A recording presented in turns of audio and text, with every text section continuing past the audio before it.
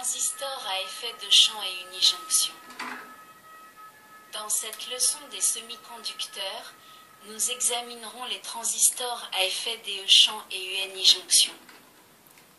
1. Transistors à effet de champ.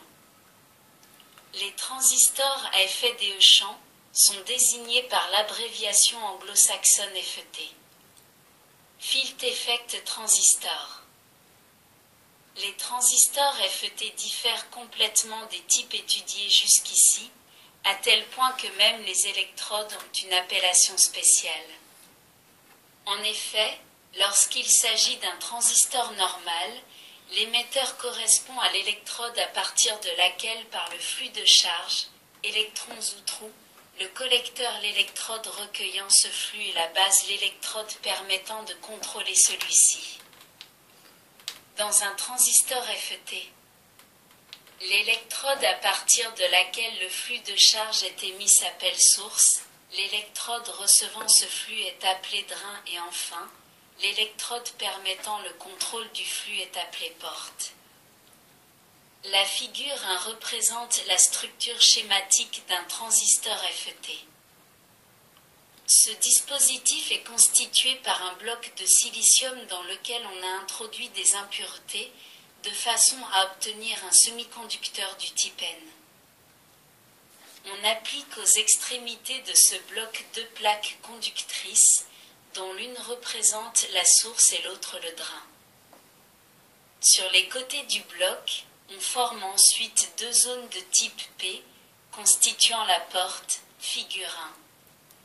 Ainsi, entre ces deux zones de type P, un canal de type N s'étend de la source au drain. Le bloc comprend ainsi deux jonctions PN. Supposons que l'on applique une tension entre la source et le drain, au moyen d'une batterie reliée entre ces deux électrodes, figure 2. La porte reste libre pour l'instant. Dans ces conditions, le bloc de silicium se comporte comme on l'a vu précédemment en traitant les problèmes de conduction dans un semi-conducteur de type N. Les porteurs majoritaires, électrons, passent de la source négative au drain positif, créant dans le circuit extérieur un courant d'absorption qui, selon le sens conventionnel, se trouve dirigé dans le sens de la flèche montrée figure 2. L'intensité de ce courant dépend de la résistance que les électrons rencontrent le long du canal, allant de la source au drain. Ainsi, en diminuant la largeur du canal, on a une augmentation de résistance étant donné que la section est plus réduite. Il est possible, électriquement, de réduire le courant, c'est-à-dire d'augmenter la résistance du canal, en polarisant la porte dans le sens inverse, par rapport à la source. À cet effet, il suffit de relier une batterie entre les deux zones P, comme indiqué figure 3. On remarque que les deux zones de type P constituant la porte sont reliées directement entre elles et connectées au négatif de la batterie B1. Le positif de cette même batterie est relié à la source, figure 3. Sous l'effet de la polarisation inverse, il se forme à proximité des jonctions une zone privée de charge libre, donc une zone où le courant ne peut circuler. La figure 3 illustre ce phénomène. En effet, le rétrécissement du canal entraîne une augmentation de la résistance, augmentation ayant pour conséquence de réduire l'intensité du courant d'absorption. Comme l'amplitude des zones privées de charge libre dépend de la valeur de la tension de polarisation de la porte, on comprend que lorsque cette tension varie, l'intensité du courant d'absorption varie également.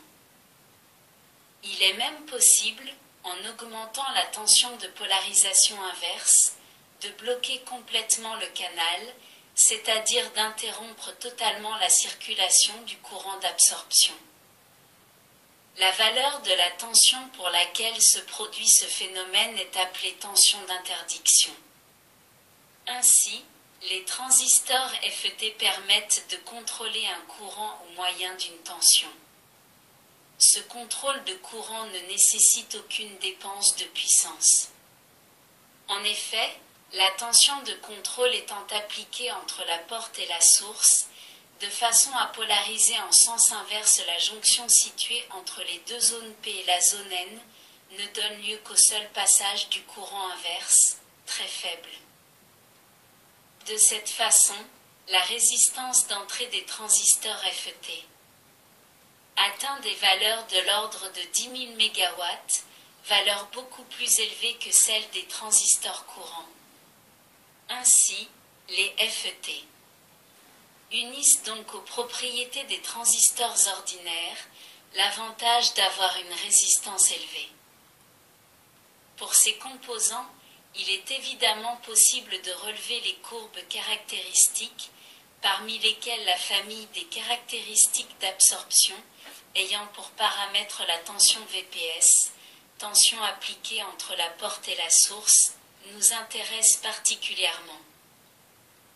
Appliquons une tension VPS de valeur déterminée entre la porte et la source et faisons varier la tension VAS, tension présente entre le drain et la source, et pour chaque valeur de celle-ci, mesurons le courant d'absorption IA. On trouve ainsi les données nécessaires pour tracer sur un diagramme cartésien une première caractéristique d'absorption.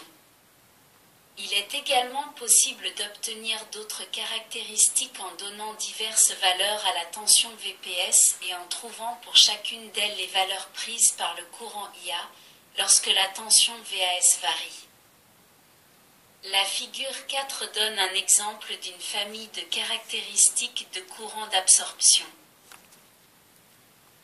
On remarque plus particulièrement qu'à partir d'un certain point, le courant d'absorption IA n'augmente plus sensiblement, même si la tension VAS continue à croître. Afin de mieux comprendre le motif de ce comportement, reportons-nous à la figure 3. On remarque en effet que les zones privées de charge libre n'ont pas une extension constante le long de la porte, mais par contre, celles-ci sont beaucoup plus larges du côté du drain. Cette répartition des zones est due au fait que la tension présente entre la porte et la source augmente à mesure qu'elle s'approche du drain, en raison de la chute de tension se produisant le long du canal, sous l'effet du courant circulant de la source au drain. Or, comme nous l'avons vu, l'augmentation de cette zone réduit le canal, c'est-à-dire augmente la résistance, ce qui réduit le courant. On comprend ainsi que le courant d'absorption ne puisse augmenter indéfiniment, car à partir d'une certaine valeur, son accroissement détermine un rétrécissement du canal, limitant l'intensité de ce courant. La structure du FET montrée figure 3 est essentiellement schématique. En effet, son but est de visualiser le principe de fonctionnement de cet élément. La conception exacte du transistor FET est donnée figure 5. La plaquette du type P, sur laquelle ont été effectuées les différentes opérations, constitue les zones P de la porte. Ces dernières, ainsi que la zone N située entre les portes, sont pourvues d'électrodes métalliques destinées au branchement du composant. Jusqu'ici, nous n'avons considéré que les FET constitués par un canal de type N situé entre deux zones de type P. Pour ceci, le courant circulant entre la source et le drain est constitué d'électrons.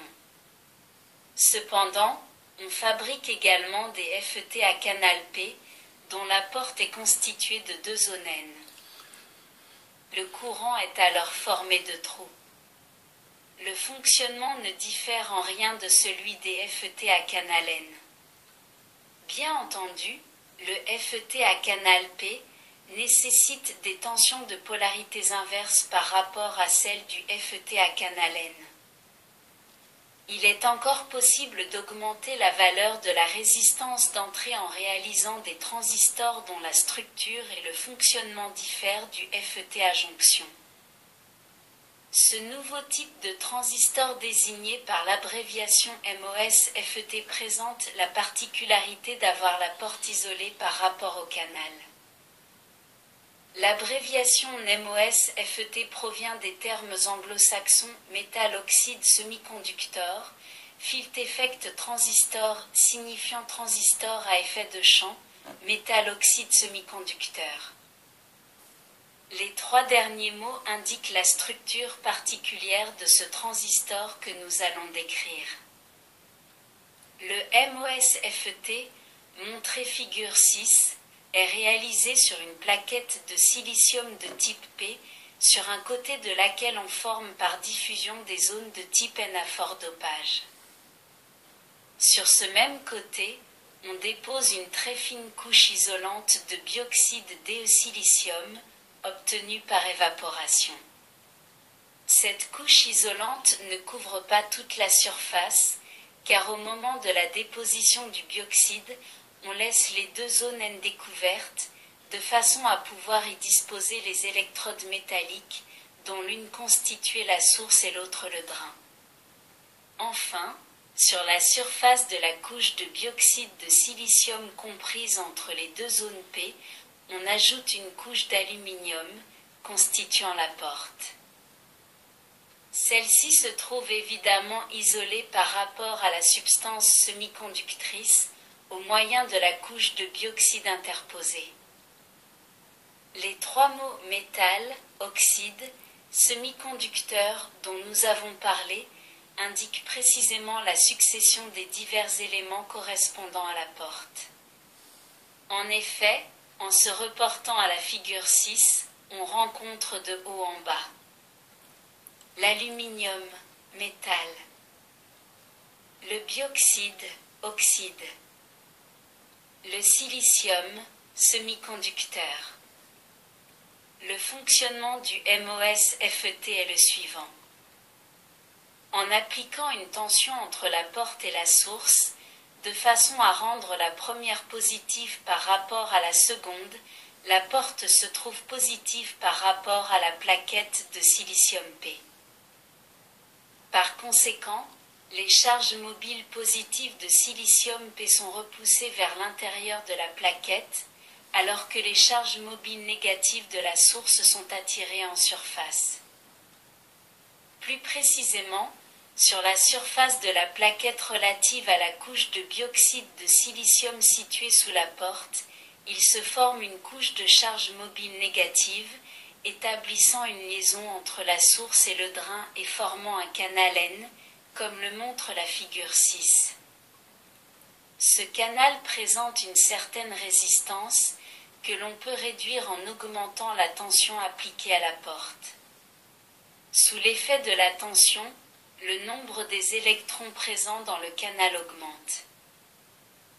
D'autre part, en appliquant une tension adéquate entre le drain et la source, on obtient un courant d'absorption dû aux électrons du canal reliant les deux électrodes.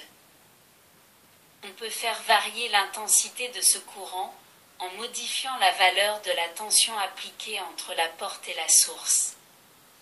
Bien que la porte soit maintenant positive par rapport à la source, elle n'est parcourue par aucun courant étant donné que la couche de bioxyde de silicium l'isole totalement du canal. Par conséquent, la résistance d'entrée du MOSFET atteint des valeurs de l'ordre du milliard d'ohm. En fait, la porte et la plaquette du semi-conducteur du MOSFET étant réciproquement isolées au moyen de la couche de bioxyde de silicium, se comportent comme les deux armatures d'un condensateur. La tension de contrôle crée un champ électrique entre ces deux électrodes, champ ayant une influence sur le nombre des électrons présents dans le canal.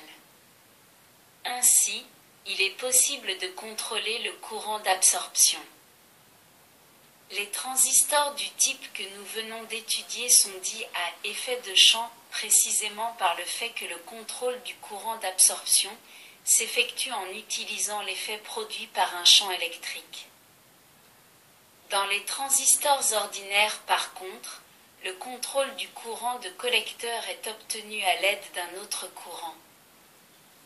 Les FET-MOS peuvent fonctionner de deux façons différentes, soit par enrichissement, soit par rarefaction, suivant le type de construction adopté. Lorsque le MOS-FET est constitué par un canal N, situé entre deux zones de type N fortement dopées, alors que la porte s'étend le long du canal tout entier, figure 6, le fonctionnement se fait par enrichissement. En effet, en rendant la porte positive par rapport à la source, on enrichit le canal d'électrons, réduisant ainsi la résistance entre la source et le drain. Dans ce cas, si la tension appliquée à la porte est nulle, le nombre des électrons présents dans le canal est très petit et le courant d'absorption pratiquement nul. Les MOS-FET fonctionnant par enrichissement présentent un inconvénient, capacité très importante entre la porte et plaquette du semi-conducteur. Cette capacité peut être réduite en utilisant une porte qui ne couvre qu'une partie du canal, figure 7. Cette solution présente toutefois l'inconvénient de provoquer une très haute résistance dans la partie du canal n'étant pas enrichie d'électrons. On remédie à cet inconvénient par un dopage adéquat, permettant d'obtenir un canal de basse résistance, même lorsque la tension appliquée à la porte est nulle. On arrive ainsi à un MOS-FET dont le canal, la source et le drain sont constitués par le même matériau de type N, la source et le drain étant cependant plus fortement dopés et dont le fonctionnement s'effectue par raréfaction. Dans ce cas, en appliquant à la porte une tension négative, celle-ci repousse les électrons du canal, produisant une zone de raréfaction des charges, figure 7. Par conséquent, le courant d'absorption s'annule uniquement lorsque la tension négative appliquée à la porte atteint une valeur suffisante pour déterminer le blocage du canal. Les caractéristiques du courant d'absorption d'un MOS-FET du type à enrichissement diffèrent de celles d'un MOS-FET à raréfaction, surtout en ce qui concerne les valeurs de la tension appliquée entre la porte et la source. La figure 8 met en évidence la différence qui caractérise ces deux types. Dans le cas du type à enrichissement, figure 8a, les tensions VPS ont des valeurs exclusivement positives, comprises entre 8 et 20 volts. Pour le type à raréfaction, figure 8b, ces mêmes tensions sont négatives ou positives et comprises entre 3V et plus 4 V. Soulignons que les MOS-FET peuvent être réalisés avec un canal P dans ce cas.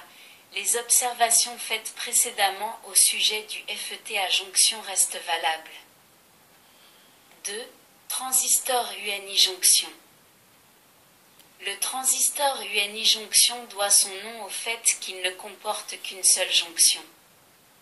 Ce type de transistor est souvent repéré par le sigle UJT de l'anglais unijonction transistor. Cette propriété permet des emplois particuliers, parmi lesquels on peut citer les générateurs d'impulsion, nécessaires à la commande des thyristors, transistors de commutation dont nous étudierons les caractéristiques dans la prochaine leçon semi-conducteur 8. Pour comprendre le fonctionnement d'un transistor UNI-jonction, il faut examiner sa structure en se reportant à la figure 9a. La figure 9b représente le symbole schématique adopté pour la représentation de l'U.J.T. Ce composant est principalement constitué d'une barrette de silicium N, aux extrémités de laquelle sont disposés deux contacts, appelés première base, B1, et deuxième base, B2. Ces contacts sont du type purement ohmique, c'est-à-dire qu'entre eux et la barrette de silicium, il n'existe aucune jonction. L'unique jonction Pn se trouve entre la barrette et l'électrode E, correspondant à l'émetteur. Cette électrode se trouve placée plus près de la deuxième base que la première, comme on peut le voir sur la figure 9a. La barrette de silicium N possède les caractéristiques normales d'une résistance et sa valeur est comprise entre 5 ohms et 10 kiloohms. On applique une tension VBB entre les deux bases, de façon à rendre la seconde positive par rapport à la première. Sous l'effet de cette tension, la barrette DE silicium N est parcourue par un courant, constitué d'électrons, se dirigeant de la première base vers la seconde. Sous l'effet de cette résistance présentée par la barrette, le courant produit une chute de tension dans celui-ci. Pour bien voir comment s'effectue la répartition de la tension le long de la barrette, on représente le transistor comme indiqué figure 10. Au moyen des résistances R1 et R2, on insère la résistance du silicium entre la première base et l'émetteur et entre ce dernier et la seconde base. Sur la figure 10, on indique par V1 la chute de tension aux bornes de R1, tension présente sur la cathode de la diode. En appliquant sur l'anode une tension VE inférieure à V1, la diode est polarisée dans le sens inverse et le courant ne peut circuler. Par contre, si VE a une valeur supérieure à V1, la diode est polarisée dans le sens direct. Dans ce cas, un courant d'émetteur y circule dans le sens indiqué figure 10. Ce courant est essentiellement constitué de trous se dirigeant de la barrette vers la première base. Ces trous sont l'équivalent des électrons présents dans la zone comprise entre l'émetteur et la première base, zone où se produit une augmentation du nombre des porteurs. Cela signifie que la résistance de cette zone est réduite et par conséquent elle peut être traversée par un courant plus élevé en provenance de l'émetteur. Or, un courant d'émetteur plus intense introduit un plus grand nombre de porteurs et provoque une nouvelle diminution de la résistance. Il en résulte un courant encore plus intense, donc une nouvelle diminution de la résistance et ainsi de suite. On peut penser que le courant augmente jusqu'à atteindre des valeurs extrêmement élevées, or, il n'en est rien car en même temps que le courant augmente, la tension d'émetteur diminue. Ce fait est facilement contrôlable en relevant les caractéristiques, indiquant comment varie la tension d'émetteur VE en fonction du courant IE. Ces caractéristiques sont représentées figure 11. Chacune d'elles se réfère à une valeur particulière de la tension VBB. Considérons par exemple la courbe relative à VBB égale 15 vers. Pour une valeur nulle du courant IE, la courbe présente un trait vertical, correspondant au moment où la jonction entre l'émetteur et la barrette de silicium est polarisée inversement. Lorsque la tension VE atteint une valeur d'environ 10 V, cette même jonction se trouve polarisée dans le sens direct et par conséquent, le courant d'émetteur commence à circuler. À mesure que ce courant augmente d'intensité, la tension VE diminue et se rapproche de l'axe horizontal. Lorsqu'un élément se comporte de cette façon, on dit qu'il présente une résistance négative. Cette propriété est très utile pour la réalisation de nombreux circuits capables d'engendrer des formes d'ondes particulières. En effet, ce type de transistor se comporte comme un interrupteur qui, selon la valeur de la tension appliquée à l'émetteur, se trouve ouvert, haute impédance d'entrée, ou ferme, basse impédance d'entrée. Nous constatons donc que le transistor UNI-jonction a des applications différentes de celles des transistors étudiés précédemment. Nous terminons ici la technologie des transistors. Dans la prochaine leçon, nous aborderons l'étude des thyristors, du diac et du triac et enfin, nous commencerons les leçons d'électronique digitale. Merci de votre écoute. À bientôt.